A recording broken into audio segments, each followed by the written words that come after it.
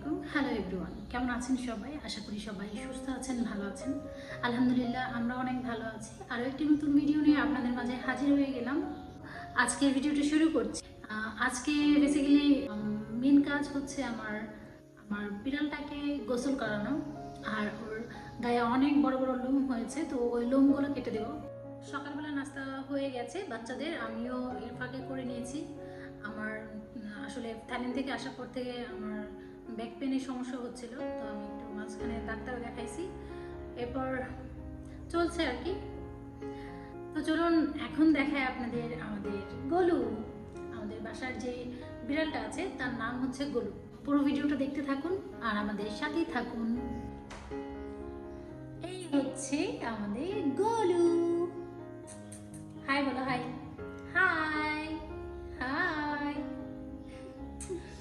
একে রেখে আমরা 1 মাস থাইল্যান্ড কাটিয়েছি অনেক কষ্টে, তাই না? এই যে লোম দেখছেন অনেক বড় বড় হয়ে গেছে, এগুলো আজকে ট্রিম করে দেবো। তারপর ও একটু আরাম পাবে, ভালো লাগবে ওর শরীরটা, এরপর গোসল করিয়ে দেবো। তো আজকে আপনাদের সাথে ওর যত্ন নিয়ে আর কি ভিডিওটা শেয়ার করছি।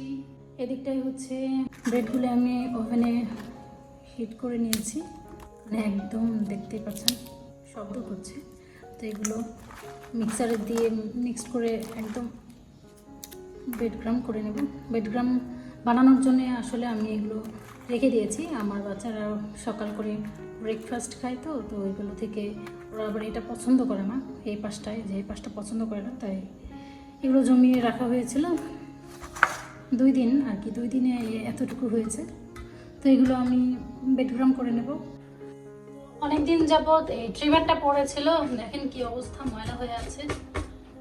যাই হোক, এটা থেকে এখন ওকে জানি না ও কি করে।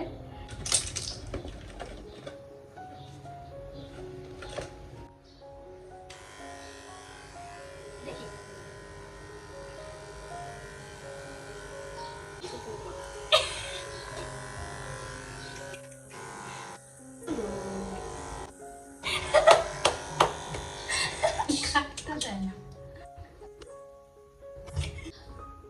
ফার্স্ট টাইম বিড়াল পালতেছি আমরা, তো বিড়ালের যত্ন আমরা ফার্স্ট টাইম নিচ্ছি, জানি না কি করবো।